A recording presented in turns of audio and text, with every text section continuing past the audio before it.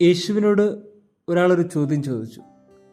സ്നേഹത്തെക്കുറിച്ച് ആരും പറയാത്ത ഒത്തിരിയേറെ കാര്യങ്ങൾ പറഞ്ഞല്ലോ, പിന്നെ എന്തിനാണ് ഈ കാൽവരി മല കയറി രക്തം ചിന്തി കുരിശിൽ മരിച്ചത്?